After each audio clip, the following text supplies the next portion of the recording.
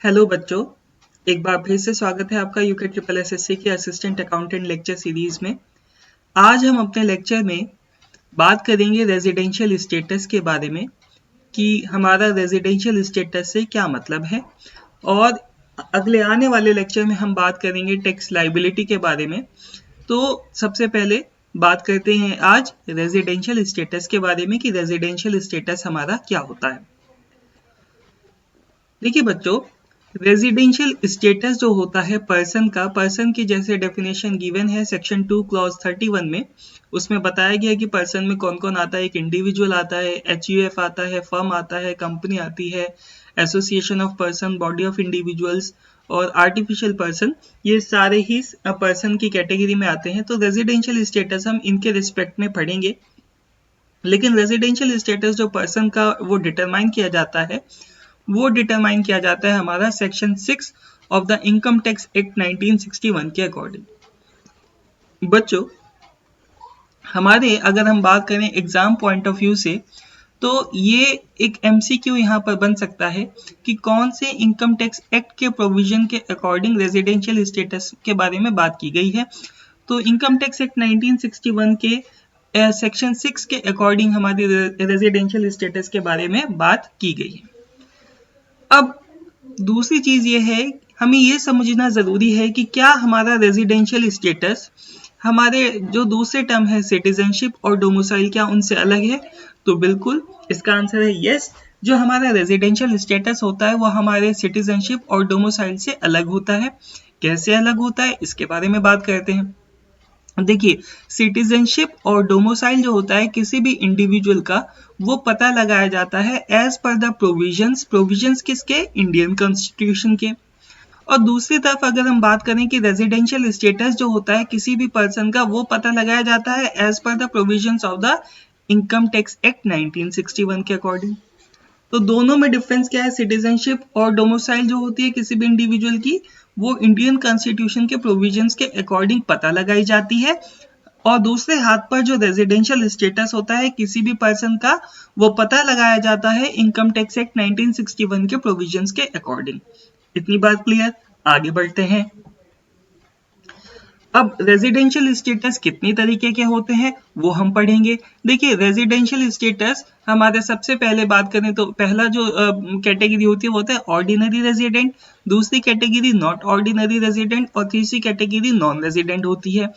ये तीन तरीके के जो हमारे रेजिडेंशियल स्टेटस है ये हम पढ़ेंगे किन किन के रिस्पेक्ट में। An individual, Hindu undivided family, firm और एसोसिएशन ऑफ पर्सन, कंपनी और एवरी अदर पर्सन और एन आर्टिफिशियल जुडिशियल पर्सन के रिस्पेक्ट में पढ़ेंगे।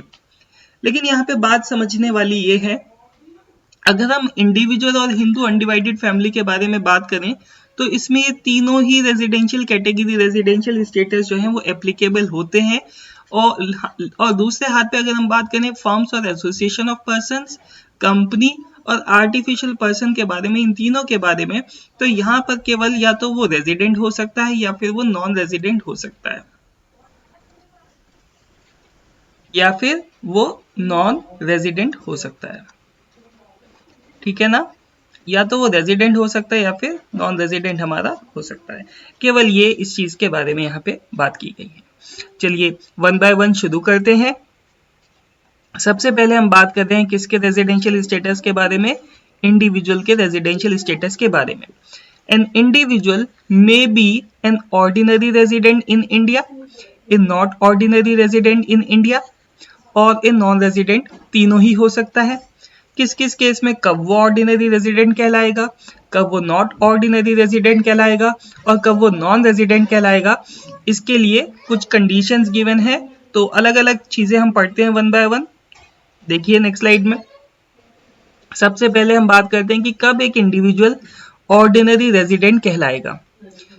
देखिए, रेजिडेंशियल स्टेटस जो होता है किसी भी इंडिविजुअल का, वो डिटरमाइन किया जाता है, पता लगाया जाता है as per the provisions of section 6 clause 1 और section 6(a) of the income tax act 1961 के अकॉर्डिंग। जहां एक तरफ सेक्शन 6 क्लॉज 1 में दो कंडीशन गिवन है जिन्हें हम बोलते हैं अपनी बेसिक कंडीशंस, तो दूसरी तरफ सेक्शन 6(a) में दो कंडीशंस और गिवन है जिन्हें हम बोलते हैं एडिशनल कंडीशंस, ठीक है ना। चलिए अब बात करते हैं आगे। बेसिक कंडीशंस, वो कौन से दो बेसिक कंडीशंस हैं, इनके बारे में बात कर लेते हैं। देखिए, according to section 6 clause 1 of the income tax act, an individual is said to be an ordinary resident in India in any previous year if he fulfills any one of the following two conditions and both the additional conditions.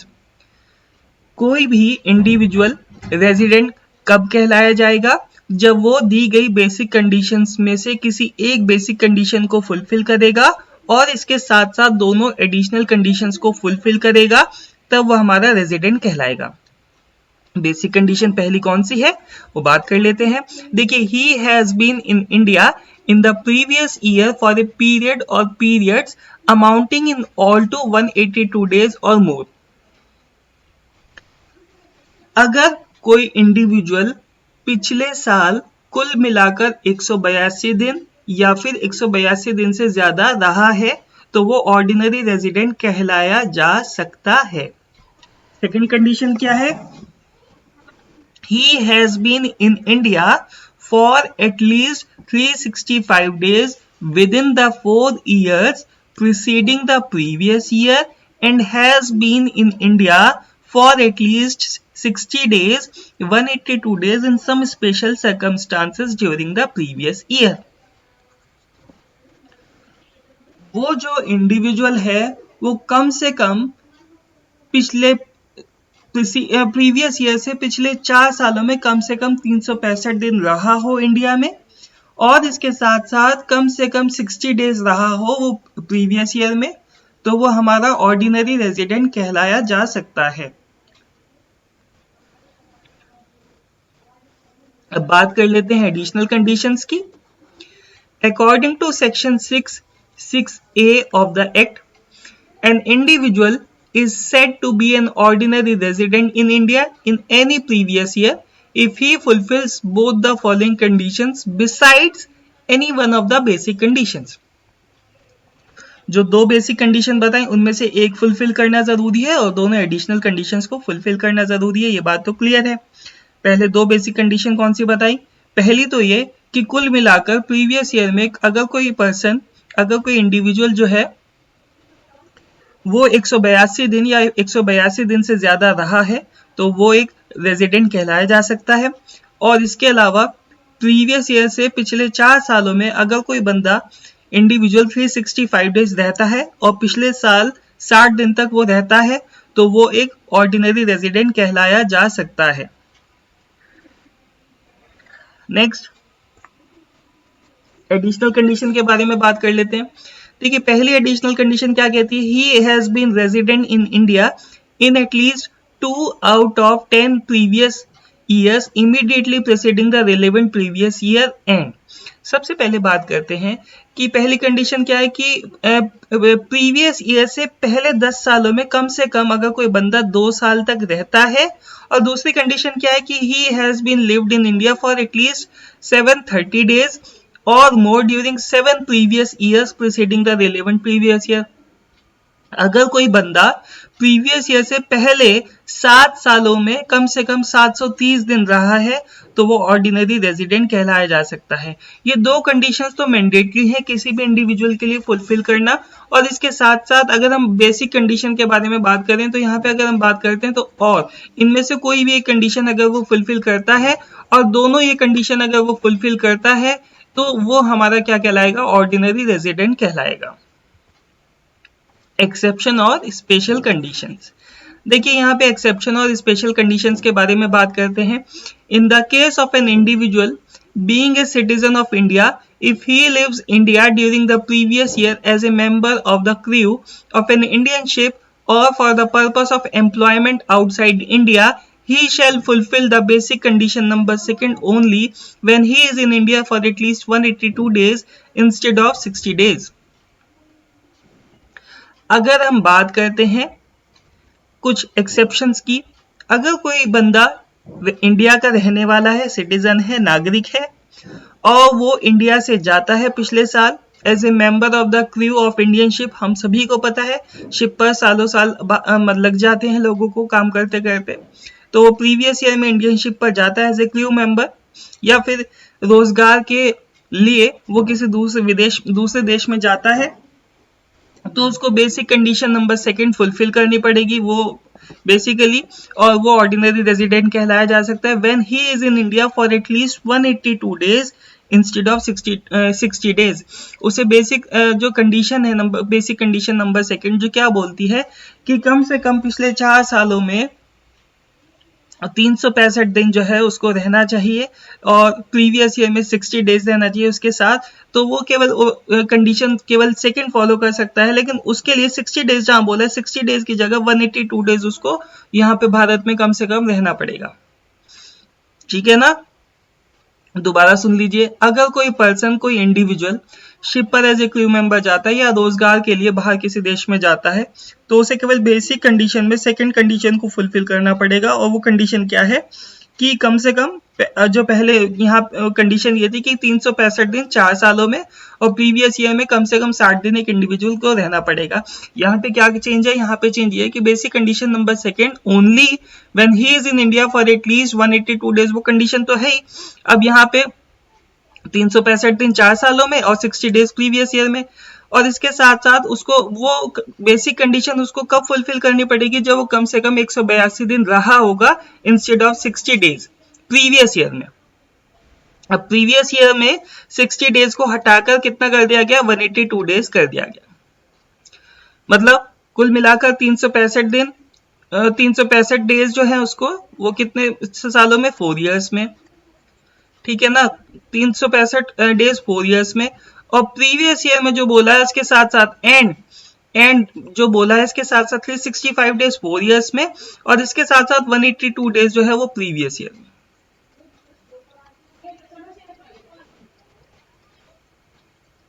182 days previous year, तो यहाँ पे ये change हो जाएगा। दूसरा, in the case of an individual who is a citizen of India और a person of Indian origin, if he is already outside India and comes out a visit to India during the previous year, he shall fulfill the basic condition number second only when he is in India for at least 182 days instead of 60 days. ये condition same apply होती है अगर कोई बंदा citizen of India है और यहाँ का रहने वाला है, लेकिन वो स्टार्टिंग में अपने कैरियर के बाहर चला गया, अचानक से वो अपने बच्चों को लेकर आता है अपने नेटिव प्लेस बर्थ प्लेस को दिखाने के लिए, और फिर उसके बाद वो बेसिकली यहाँ रुक जाता है, तो उस केस में उसे केवल बेसिक कंडीशन जो सेकंड जो है वो फुलफिल करके ऑर्डिनरी रेजिडेंट बन सकता है। कैसे, यहाँ पे देखिए, उसको कम से कम 60 दिन की जगह वही सेम कंडीशन जो ऊपर है उसको कम से कम 60 डेज की जगह 182 डेज जो है वो भारत में बिताने पड़ेंगे। और कौन से ईयर में, प्रीवियस ईयर में। कौन से ईयर में, प्रीवियस ईयर में। बात आ गई समझ में, आगे बढ़ते हैं। Next, not ordinary resident, an individual who fulfills one of the basic conditions but does not fulfill both the additional conditions or fulfill only one of the two additional condition, he shall be treated as not ordinary resident. कोई बंदा है वो दी गई basic condition में से एक condition को fulfil करता है, लेकिन दोनों दी गई एडिशनल कंडीशन में से या तो कोई एक या फिर दोनों ही फुलफिल नहीं करता, तो वो नॉट ऑर्डिनरी रेजिडेंट हमारा कहलाया जाएगा। Next, non-resident, an individual who does not fulfill any one of the basic conditions, he is treated as non-resident, though he may fulfill both or any of the following additional condition. एक individual अगर कोई भी basic conditions को fulfil नहीं करता वो non resident कहलाया जाएगा, चाहे उसने दोनों एडिशनल कंडीशन क्यों ना फुलफिल कर ली हो या उनमें से कोई एक कंडीशन क्यों ना फुलफिल कर ली हो, लेकिन अगर उसने बेसिक कंडीशन कोई भी फुलफिल नहीं की तो वो हमारा नॉन रेजिडेंट कहलाया जाएगा। ये तो बात हो गई इंडिविजुअल की। अब बात करते हैं residential status of Hindu undivided family.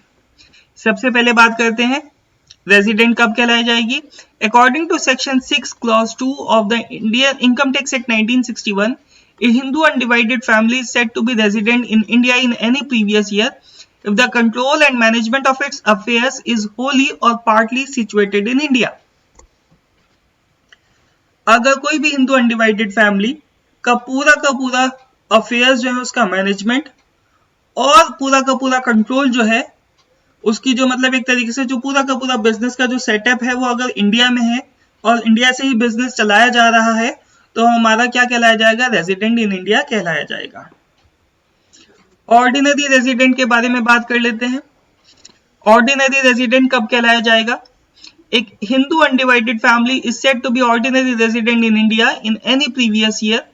कर्ता और manager fulfill both the additional conditions of section 66A as discussed previously and the control and management of its affairs is wholly or partly situated in India.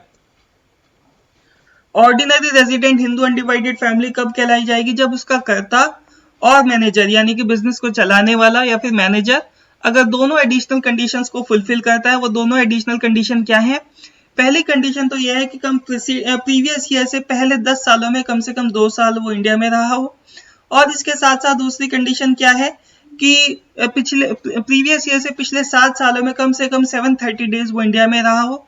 तो ये हमारी दो additional condition है, कर्ता और manager को ये फुलफिल करनी पड़ेगी। अब देखिए नॉट ऑर्डिनरी रेजिडेंट कब कहलाया जाएगी Hindu undivided family? According to section 66B of the act, in Hindu undivided family is said to be not ordinary resident if it's karta और manager does not fulfil both the following additional conditions though the control and management of its affairs is wholly or partly situated in India. कोई भी Hindu undivided family not ordinary resident कहलाई जाएगी अगर उसका कर्ता और manager दोनों ही एडिशनल कंडीशंस को फुलफिल नहीं करता, चाहे क्यों ना उसका बिजनेस इंडिया से मैनेज हो रहा, हिंदू अनडिवाइडेड फैमिली से इंडिया में मैनेज हो रहा, और क्यों ना वो बिजनेस फर्म जो है वो इंडिया में ही है, पूरा सेटअप इंडिया में है, लेकिन अगर वो दोनों एडिशनल कंडीशन फुलफिल नहीं करता तो हिंदू अनडिवाइडेड फैमिली हमारी नॉट ऑर्डिनरी रेजिडेंट कहलाई जाएगी। पहला एडिशनल कंडीशन कि वो कम से कम प्रीवियस ईयर से 10 साल प्रीवियस ईयर से पहले 10 सालों में 2 साल तक कम से कम इंडिया में रहा हो, और दूसरा प्रीवियस ईयर से पहले 7 सालों में कम से कम 730 दिन वो इंडिया में रहा हो। कौन? कर्ता और मैनेजर। तब नॉट ऑर्डिनरी। अगर ये दोनों कंडीशन फुलफिल होती हैं, बिजनेस में इंडिया में सिचुएटेड है, बिजनेस भी सिचुएटेड है इंडिया में, तो वो हमारा जो है बेसिकली हिंदू अनडिवाइडेड फैमिली जो है वो हमारा ऑर्डिनरी रेजिडेंट कहलाएगी। लेकिन अगर कोई कर्ता और मैनेजर दोनों ही एडिशनल कंडीशंस फुलफिल नहीं करता, चाहे वो उसका बिजनेस इंडिया में सेटअप क्यों ना हो, पूरा मैनेज इंडिया से क्यों ना हो रहा हो, वो नॉट ऑर्डिनरी रेजिडेंट कहलाया जाएगा। अब बात करते हैं non resident. A Hindu undivided family is said to be non-resident in any previous year if the control and management of its affairs is situated wholly outside India. एक Hindu undivided family जो है वो नॉन रेजिडेंट कब कहलाई जाएगी? जब वो पूरा का पूरा बिजनेस जो है वो सेटअप है उसका बाहर से पूरी की पूरी वो मैनेज हो रही है, बाहर से सारे के सारे अफेयर्स बाहर से मैनेज हो रहे हैं, तो बेसिकली नॉन रेजिडेंट हमारी कहलाई जाएगी। अब बात करते हैं residence of A firm, an association of persons, body of individuals. Firms, association of persons, body of individuals are either resident in India or non-resident. They are never not ordinary resident. ये मैं पहले बता चुका हूँ। Firms, association of person, body of individual या तो resident in India हो सकते हैं या फिर नॉन रेजिडेंट हो सकते हैं, लेकिन वो नॉट ऑर्डिनरी रेजिडेंट कभी भी नहीं हो सकते। बात करते हैं resident in India. According to section 6 clause 2 of the act, a firm, an association of person, body of individual is said to be resident in India in any previous year if the control and management of its affair is wholly or partly situated in India. अगर कोई भी firm, association of person, body of individual India में setup है, India से manage हो रही है पूरा का पूरा, तो वो हमारी रेजिडेंट इन इंडिया कहलाई जाएगी। ये बात बोली गई है सेक्शन 6 क्लॉज 2 में इनकम टैक्स एक्ट के according. Residence of A company, एक कंपनी या तो रेजिडेंट हो सकती है या फिर नॉन रेजिडेंट हो सकती है, वो नॉट ऑर्डिनरी रेजिडेंट कभी भी नहीं हो सकती। Resident in India, according to section 6 clause 3 of the act, a company said to be resident in India in any previous year if it is an Indian company. अगर वो Indian company है और पूरा का पूरा उसका कंट्रोल और management जो है उसके अफेयर्स का, वो पूरा का पूरा सेटअप जो है वो इंडिया में ही हो रहा है पिछले प्रीवियस ईयर में, तो यानी कि वो हमारी रेजिडेंट इन इंडिया कहलाई जाएगी। Non resident, A company which is not a resident in India is said to be non-resident. जो resident इंडिया में रहने वाला नहीं है तो बेसिकली non-resident कहलाई जाएगी। अगर वो कंपनी इंडिया की नहीं है तो वो बेसिकली हमारी non-resident कहलाई जाएगी। अब following 2 points are important to be kept in mind. Every Indian company is said to be resident in India in any previous year. कोई भी भारत की कंपनी है तो वो किसी भी प्रीवियस ईयर में जो है वो रेजिडेंट ही कहलाई जाएगी। एवरी फॉरेन कंपनी जो बाहर इनकॉर्पोरेट की गई है said to be non resident in any previous year if the control and management of its affairs is situated wholly or partly outside in that previous year. कोई भी foreign company कब non resident कहलाई जाएगी किसी भी previous year में अगर उसका कंट्रोल और उसका मैनेजमेंट जो है अफेयर्स का वो पूरी तरीके से या पार्टली इंडिया के बाहर से मैनेज हो रहा हो तो हमारी नॉन रेजिडेंट कहलाई जाएगी। Residence of every other person, every other person or an artificial judicial person is either resident in India or non-resident. It is never not a ordinary resident. Section 6 clause 4 of that क्या बोलता है? Every other person is said to be resident in India if the control and management of its affairs is wholly or partly situated in India. वो company पूरी की पूरी भारत से चल रही है तो वो हमारे रेजिडेंट इन इंडिया कहलाई जाएगी। Thus, even if it is controlled or managed partially within India, it is said to be resident in India in that previous year. अगर पूरी तरीके से भी वो उसका कंट्रोल नहीं कंट्रोल जो है वो पूरी तरीके से भारत से नहीं भी हो रही है तब भी वो रेजिडेंट इन इंडिया ही कहलाई जाएगी। अब बात करते हैं non resident. According to Section 6, Clause 4 of the Act, every other person is said to be non-resident in any previous year if during that year the control and management of its affairs is situated wholly outside India. एक company अगर पूरी तरीके से बाहर से manage हो रही है तो वो नॉन रेजिडेंट कहलाई जाएगी। ये बोलते हैं हमारा अकॉर्डिंग टू सेक्शन 6 क्लॉज 4, यानी कि ये बात कौन सा सेक्शन बोलता है? Section 6 clause 4 of the income tax act 1961। ठीक है, ये बात आज हमने बात की रेजिडेंशियल स्टेटस के बारे में। नेक्स्ट लेक्चर के बारे में मैं बात करूंगा आपसे टैक्स लाइबिलिटी के बारे में तब तक के लिए फिलहाल इतना ही। अगर अच्छा लगे तो शेयर कर देना यार, और मेरे चैनल को सब्सक्राइब कर लेना, क्योंकि मेरा मानना यह है कि ज्ञान हमेशा शेयर करने से बढ़ता है, कम नहीं होता। तो जितना ज्यादा हो सके वीडियो को शेयर कीजिएगा, लाइक कीजिएगा और सब्सक्राइब कीजिएगा। इसी के साथ फिलहाल अभी के लिए इतना ही। Thank you so much.